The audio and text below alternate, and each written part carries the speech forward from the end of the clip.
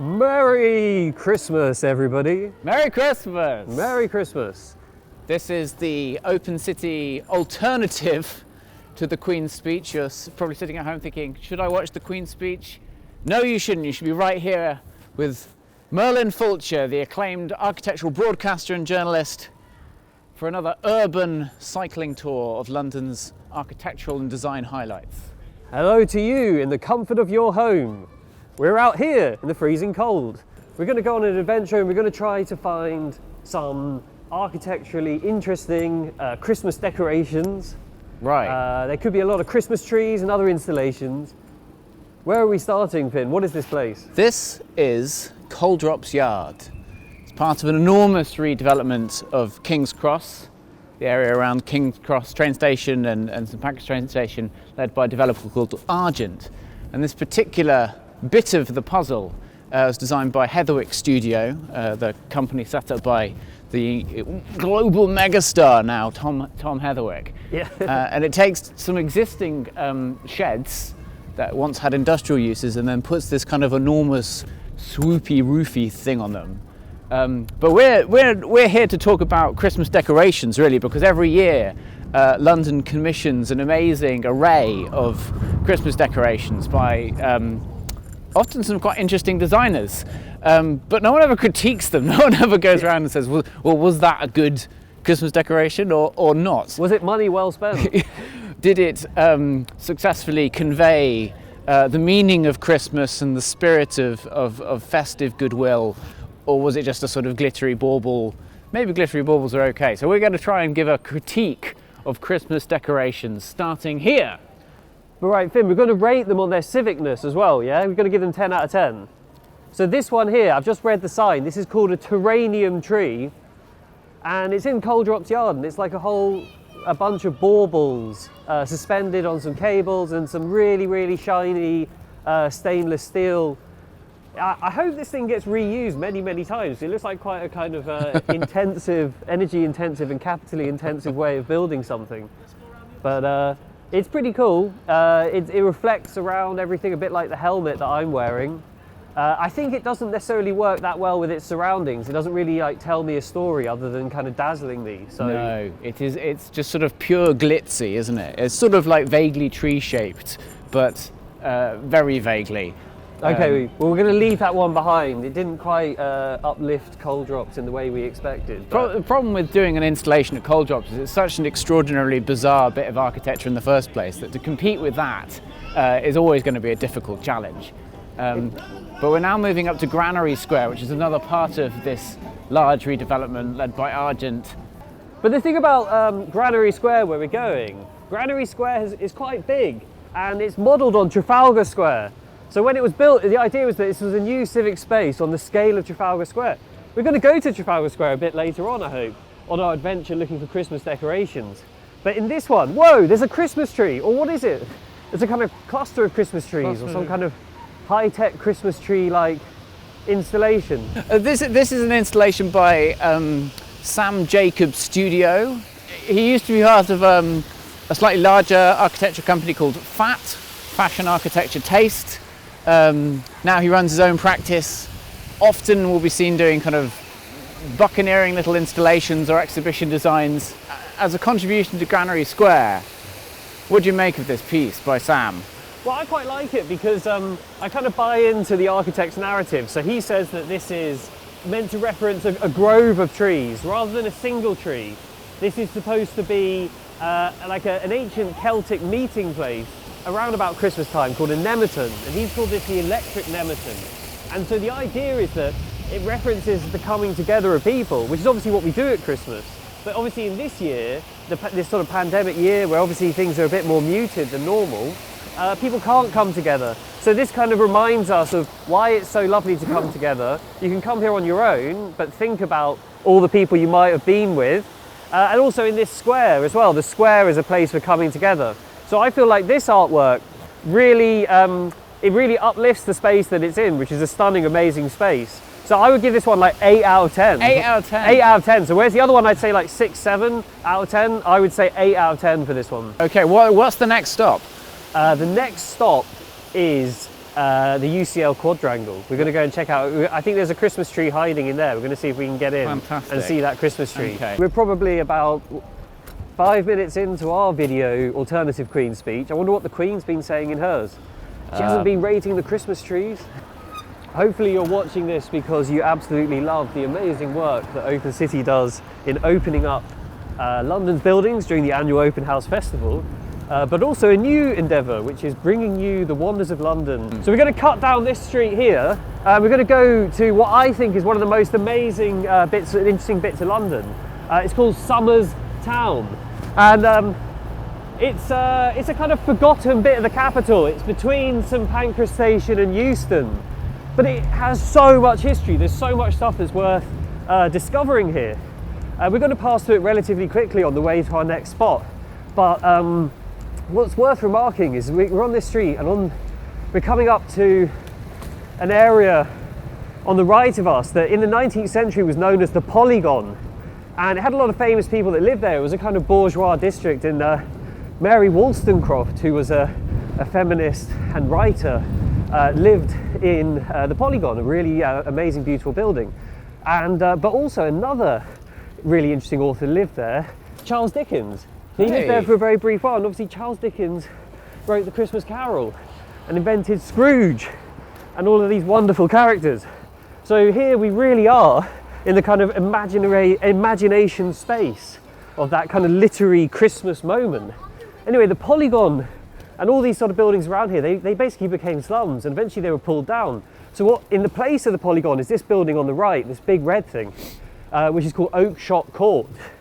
And it's designed by a kind of legendary public housing architect who worked for Camden Council called Peter Tabori. It's said that James Stirling also worked with him on it. So this is a kind of legendary bit of architecture on a legendary site of literary significance and also Christmas significance. But you don't see any Christmas tree here today. So I guess I'd like to see some more civicness here in this one. I think there's a good spot here. Someone could put a giant Christmas tree celebrating Dickens's links to London. But it's red. Red's a kind of festive colour, no? We're coming up to Eversholt Street, where there's Euston train station.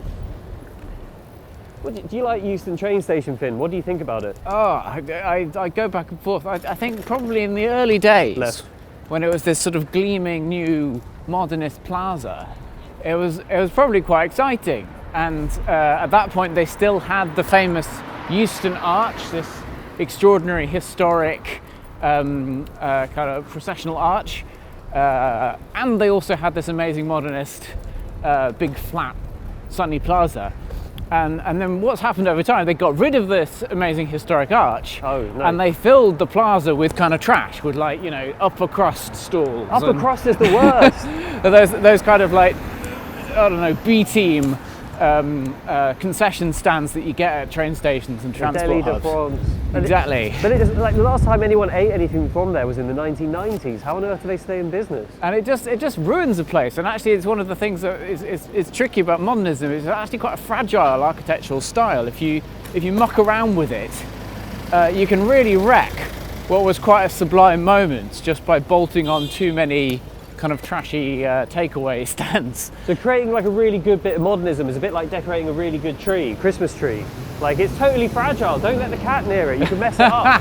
You know? So as you can see from the protest camp here on the right, Euston Station is scheduled to be demolished.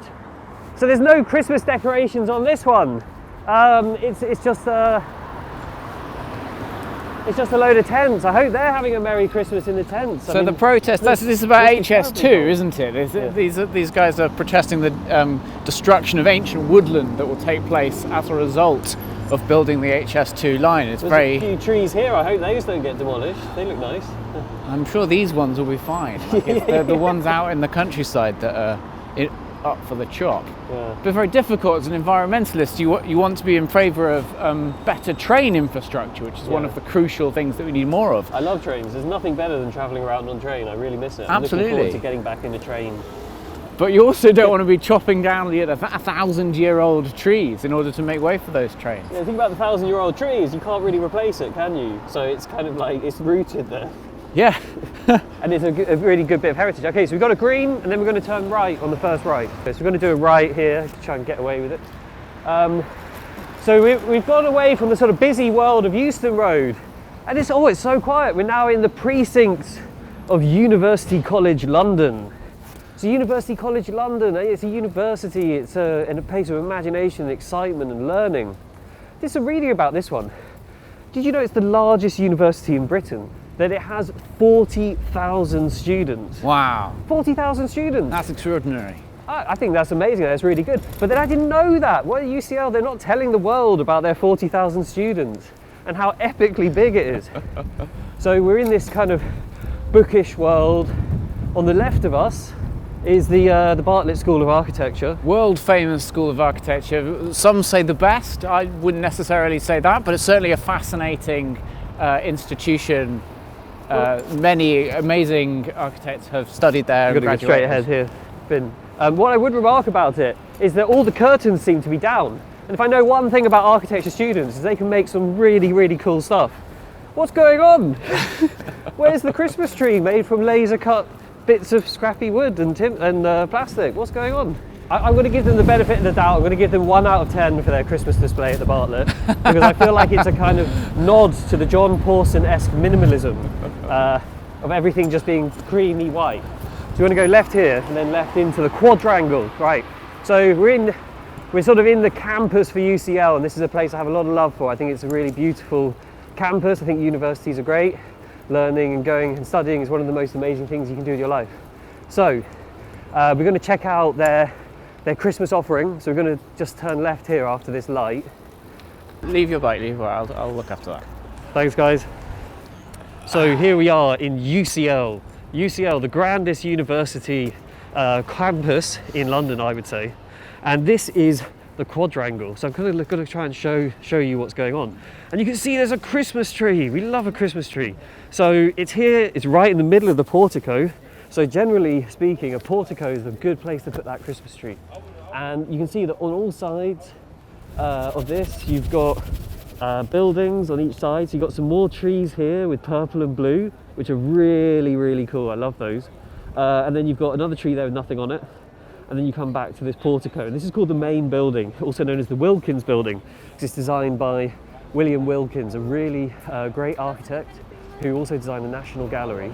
What's interesting about this is that this university building started construction in 1826 and it didn't finish until 1985. So I think there's an important message of perseverance, patience and keeping going, which is obviously for 2020, it's a strong message that will ring with a lot of people. So basically with this Christmas tree, I'd say it's pretty standard. You know, it's got some sparkles, it's got some different coloured sparkles, that's about it. I think the positioning of it is good. So they put it in the right spot. It could be a lot grander considering this is the biggest university in the country. But generally speaking, I would say it's a good one. I think I would give it 6 out of 10.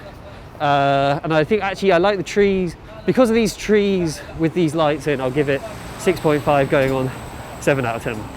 So yeah, super proud. Happy Christmas, happy Christmas.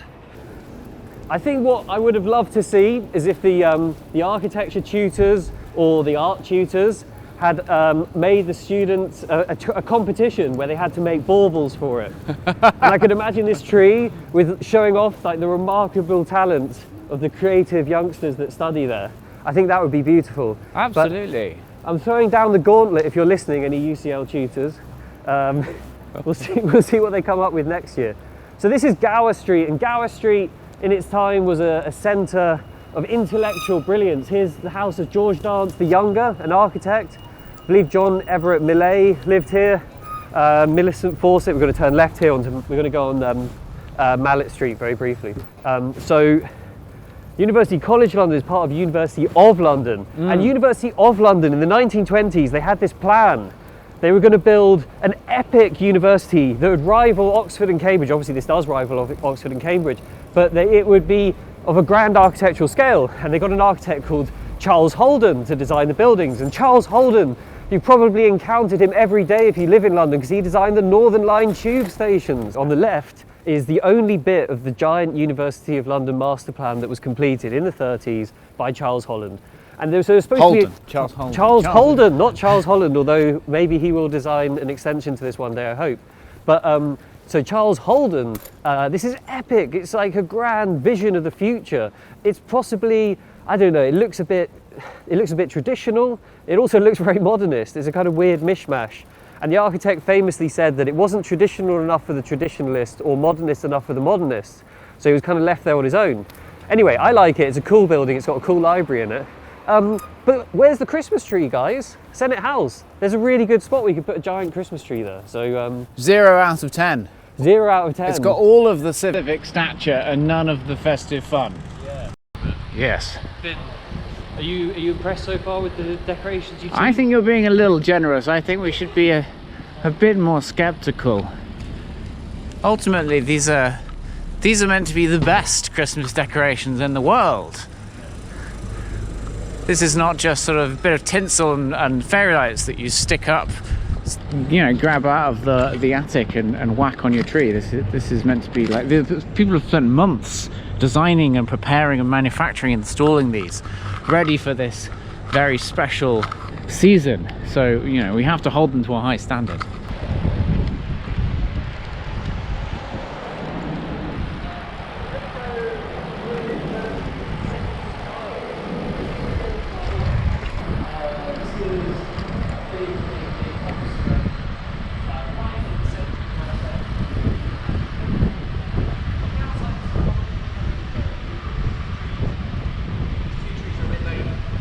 Is this it? Is this their?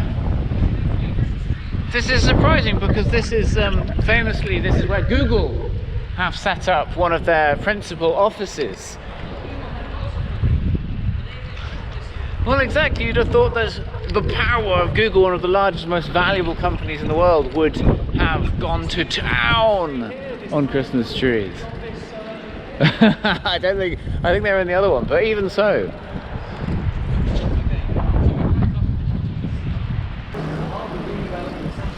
Wow, this is a bit more like it. It's a bit more like it. Yeah, I just the sort of rhythm of that incredible facade mixed with all these twinkling lights is really I love this. This is great. I think Central Point has got to be my favourite tall building in London. I mean, it's got a bit of a checkered history. It was kind of famously under-occupied office building, but now it's been converted into apartments which sound like quite cool. Yeah, I agree with you. It's a sort of shame that it's become such expensive housing, but it's good that it's no longer empty. I think the Christmas lights aren't spectacular, but they do enough. You know, I'd give that a solid 5. Yeah, 5. Okay, cool. I will join you on 5. Okay. Because I'm mindful that I'm being too generous. But we're here on Oxford Street, so this is a fun place. All the time, before the pandemic, something like 500,000 people visit Oxford Street every day. Wow. So there's a light display. I hope you can see the light display. And this one is all about everyday heroes. So there's like festive messages, and then there's the names of people who did heroic things during this sad pandemic year. I think it is, you know, if you take a step back and think almost philosophically about Christmas and what people do at Christmas and why. And of course, you know, once would have been this sort of pagan tradition that was about having some light in the darkness of the solstice, and then it became this Christian tradition and it's about remembering the great you know, Christian lessons and leaders, in particular Jesus and the nativity story. And now these lights would indicate that Christmas is now about remembering kind of heroes of our time, everyday heroes, normal people who accomplished wonderful things. And it sort of feels like a really good next step in the meaning of Christmas as we become a more agnostic or atheist society, rediscovering a way of giving value and meaning to Christmas that is not simply commercialism or spending money, but actually taking a moment to remember goodness and heroism, and to celebrate those people who exhibit the values that we'd most like to associate with ourselves.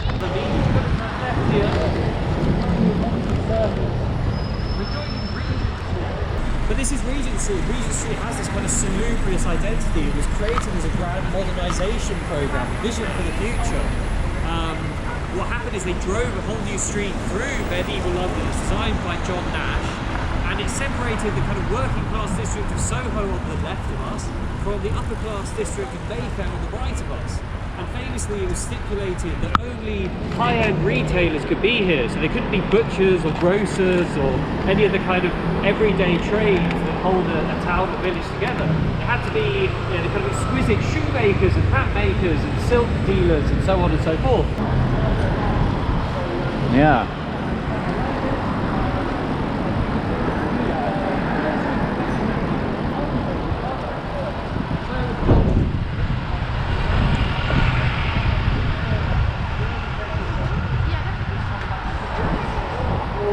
It's interesting, isn't it? This sort of like the Christmas lights as a very explicit mashup of religious and commercial symbolism. Maybe it's always been that way. Maybe religious symbolism has always kind of mashed with whatever the local culture is, and that's how it becomes effective. Plus religious lights, festivals. We've got the big lights of Piccadilly Circus on the left. Perfume advert, a car advert. I don't know if this really counts as Christmas lights. Glasses advert, mobile phone advert. A lot of them are Christmas adverts, but do they really count as Christmas lights? I don't know. They're Christmas lights. Coca-Cola has Christmassy colours. Parliament invented some of the Christmassy mythology. It's interesting that advertising is used to sell perfume and cars, things that nobody actually really needs.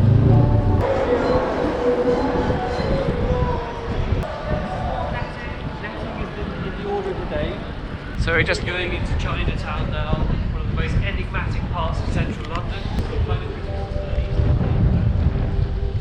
No, this is what I wanted to bring it. So this is it's a new. I think these quite an interesting firm. They're called Soda.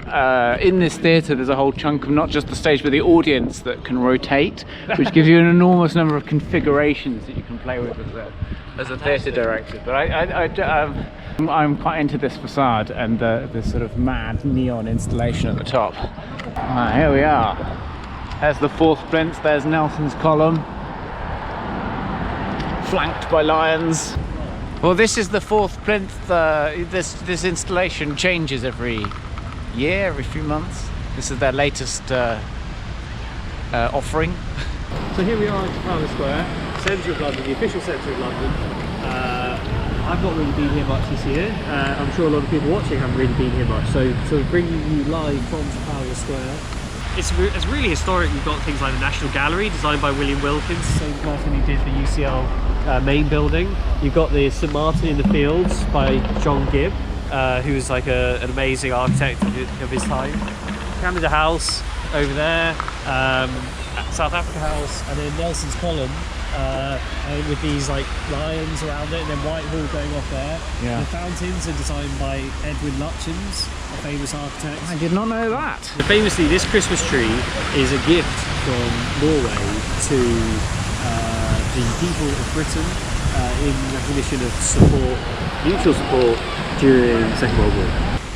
Well, I guess it's a piece of diplomacy, isn't it? This is politics that we're looking at here, but it's sort of disguised as a Christmas decoration, which I think it kind of comes back to a theme that we've been sort of touching on, of like they're always doing something else, right? They're not just decorations, they're always serving a purpose, whether that's celebrating local heroes or trying to regenerate an area or be part of a regeneration project. There's usually an ulterior motive, and that's actually, I think, a good thing. I think you want good architecture and good design to be working on multiple levels. I think it's fantastic. I think that's a real gift, and not least because the actual process of getting a tree that size every year across the sea. Do we give them anything? Do we send them like some jelly deals? Or? I hope so.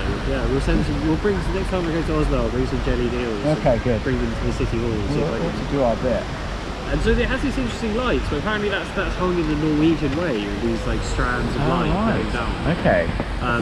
So in a way it's like not quite as bling as the centre point tree, or the UCL tree actually had a bit more sparkle to it, but in terms of like minimalism, power and scale, it wins. It's winning. Yeah, yeah. So what's your verdict on that? It's going to be hard to top this. This is coming in at a 9 for me. I really like the sincerity and the calmness of it. It reminds me of the peacefulness that I want to get from Christmas and often don't feel like I quite get. Often I feel like slightly overwhelmed by Christmas. Yes. And the kind of sense of peace is a bit lost on me, but I'm feeling it now, looking at this gentle tree swaying in the wind. On the right is the Horse Guards Parade. It's a barracks. It's got some cool horses there. People wearing shiny helmets. On the left of us is Banqueting House, which is an amazing building with a lot of history. It's actually where Charles I was executed on a scaffolding outside this building. Not the same building, it's kind of been adapted a bit since then. The Hoover House on the right. This is the Cabinet Office on the right. Ministry of Defence on the left. I mean, they're quite nice buildings. I was very happy I don't work in them. So on the right, we've got the gates to Downing Street. We've got the newscasters are all here to report on the news, whatever that is. If you slow down, can we see the Christmas tree in there? Is it possible? No, so it's just about. Oh, Christmas tree, Downing Street. Probably can't see on the camera, but you used to have to walk down Downing Street. It used to be a public street, right, like any other street. And of course, you couldn't walk into number 10, but you could walk down the street. And then at some point, it was all gated off, and now you can't even get close to the Prime Minister's residence, which I think is a real shame. Where are we going now, man? What's our next stop? So, we've seen a fair few Christmassy installations, and our next one is just a few minutes down the road. So we're on, what's this road called? I guess it's the Embankment. We've just gone past the Palace of Westminster. Some interesting buildings either side of us. We're actually quite close to the River Thames now. Wow, here we are. So look at this.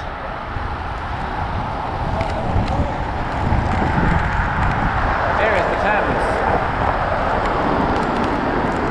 We're coming up on MI6 by Terry Farrell across the river.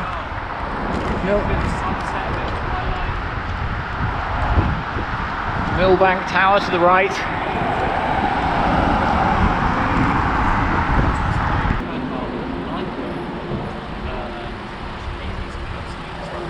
What is this? Remembering a brave bird, love is life,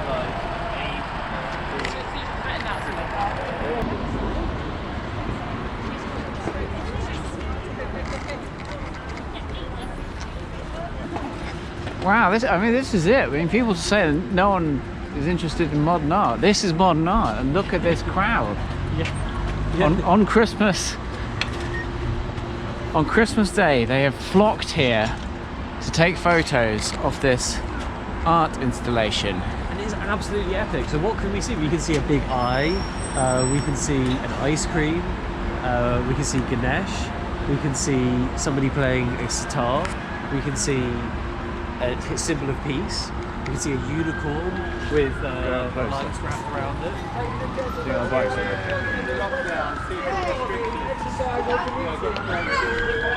like ice cream for free? I absolutely like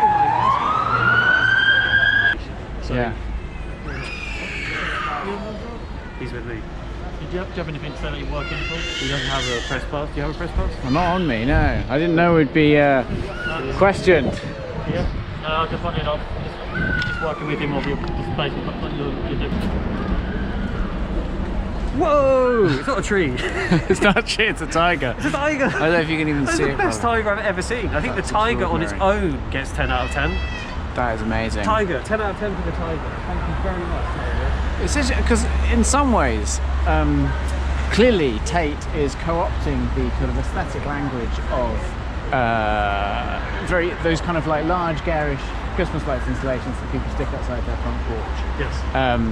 And I feel a little bit weird about that. Sort of the art world almost kind of taking the piss out of normal people and the way that normal people kind of hyper decorate their homes in suburbia or elsewhere. I have to say that has brought me so much joy. The few times I've cycled down the street and people have just decorated the trees outside their street. Yeah, they well, I outside the street. They decorated the bin outside their street. Thank you. Keep doing that. I love it. I love it. But like, I also, you know, I don't think of like the art world with sort of highbrow tastes as usually going in for that kind of thing. And yet here, it's sort of somehow permitted, and it's become actually a huge success. I optimistically would hope that maybe we could learn from this success and realize that art, high art, doesn't need to be rarefied, doesn't need to be kind of layered with hidden meanings and sort of impenetrable academic depths. Sometimes you could just have an amazing art installation on the side of a big building at Christmas, at Diwali, and people will love it. And you know, the police have to keep people away because it's so popular. St Vernon has really inspired London this year. Thank you very much for doing that. And I think that, so I would say that gets what, 9 out of 10? Does it get 10 out of 10? 10 out of 10, come on, Merlin. 10 out of 10 from 11 out of 10. 11 out of 10 says the London Met. So it's won the Christmas decoration competition. That is absolutely brilliant. Fantastic. Well, that's all we've got time for.